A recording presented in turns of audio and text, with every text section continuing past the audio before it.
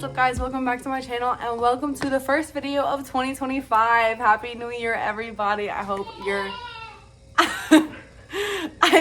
Januaries are going as well as my son's. Welcome to the first video of my book channel of 2025. Welcome to my official 2025 physical TBR. These are all the books I currently own, all the books I'm going to be working on completing in this year because, spoiler alert, they're not that many. So let me go through all of them. These are a few stacked up right next to me. They go down a lot lower if you could see that. But right now I'm going to be screen recording my Notion page because I'm going to be showing you guys my Notion physical TBR because it's a lot neater than picking up a bunch of books and showing you what they are and talking about them for a brief moment. Without further ado, let's get screen recording. All right, we are recording. So as you guys see, this is my Notion physical TBR page. I have also a little column down here talking about all the books that I'm going to buy. I'm also going to have a book journal video where I also record all my book hauls per month and all the books that I read. That's going to be coming out sometime soon. But right now, here's my physical TBR, and these are all the books that I have. Right now, it says 42. I actually have to add one.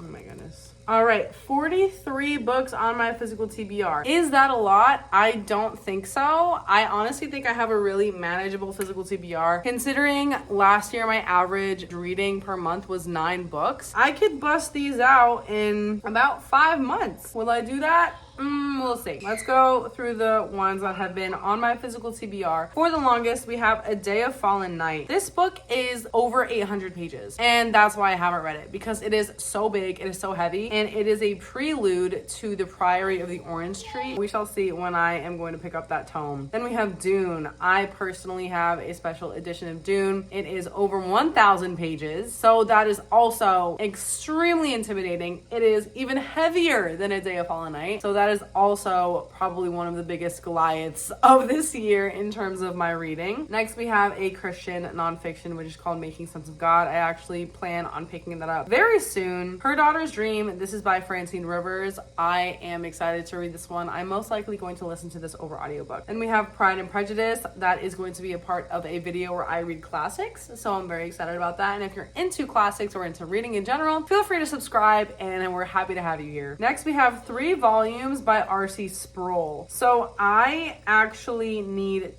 to kind of separate those 3 volumes because it's all bound into one book. I don't know the titles of all 3, so I just listed it as R.C. Sproul. Then we have a series called The Night and Its Moon and The Sun and Its Shade. I believe there's 2 other books out in the series, but I don't think I'm going to purchase them. I DNF'd The Night and Its Moon 2 years ago, and I am working on getting back into reading that. Then we have The Book That Wouldn't Burn, a very thick 500-page fantasy. Christmas at the Island Motel and Let It Snow are both Christmas books, and that will be read in December of this year. We have 1984, also a classic. Crime and Punishment, also a classic. Fahrenheit 451, which will be a part of a separate video of me reading. If you guys were ever told to read Fahrenheit 451, you guys kind of know. That's a little hint on what kind of video I will be reading that book in. Hard Times, which is also a classic. 28 Summers by Ellen Hildebrand. Anne of Green Gables, which, let me tell you, that book has been quoted in so many books that I have read that I decided I have to get it, and I got a cute special edition. I'm excited to read it, and I will be fully annotating it because based on all the books that have literally made their dedication out to Anne of Green Gables or have just written in so many quotes within their stories, it's gotta be good, so I hope it's 5 stars. We have a C.S. Lewis sci-fi trilogy, Out of the Silent Planet, Paralandra, That Hideous Strength, A Gentleman in Moscow, The Help, The Dutch Wife, The Story Collector, The Martian, which is also a classic, and I'm excited to read that this year. I truly do hope I get to that. The Only Woman in the Room, which is a historical fiction that I'm also looking forward to because I have read one other piece of work by Marie Benedict. It was called The Personal Librarian, and I rated that one 4.75 stars. I really enjoyed that book. We have Air by Sado Tahir, Between Us by Mari McFarlane, The Great Gatsby, which will be in the same video as Fahrenheit 451. We have The Cheat Sheet, which I actually finished the other day, so I will be marking this as read.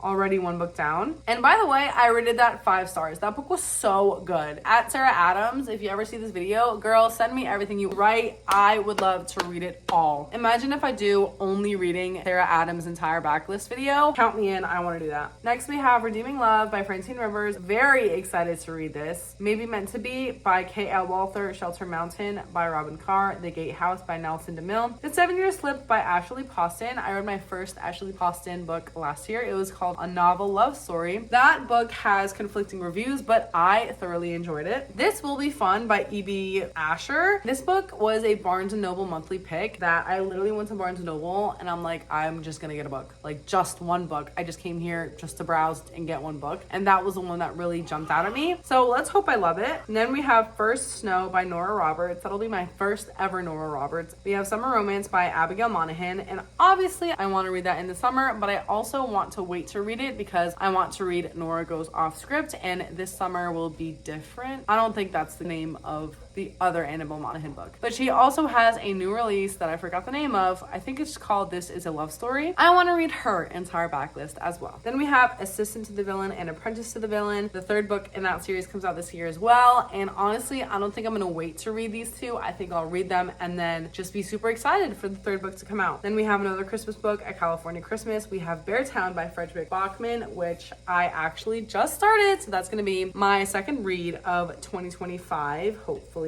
So far, I'm loving it. Last but not least, we have The Most Wonderful Crime of the Year. So 4 of these books are Christmas books. They will be read in December, most likely. And that brings my total to 42 books on my physical TBR. And let me tell you guys, this is a super doable physical TBR. This definitely projects me to be possible to read all of these books this year. Will that happen? Let me know if you think I can or I will in the comments down below. I definitely want to. That is my end goal, is to have 0 books on my physical TBR, because I just think that is such an amazing sense of accomplishment. That being said, there are quite a few new releases. I'll put them right here beside me that I fully intend on purchasing and reading this year, bringing my TBR slightly upwards. So that being said, thank you guys so much for watching the first video of this year. I will be posting a book journal video coming your way very soon. And with that being said, I will see you guys in the next one. Comment down below how many books are on your physical TBR and what you're currently reading. God bless you guys. Peace.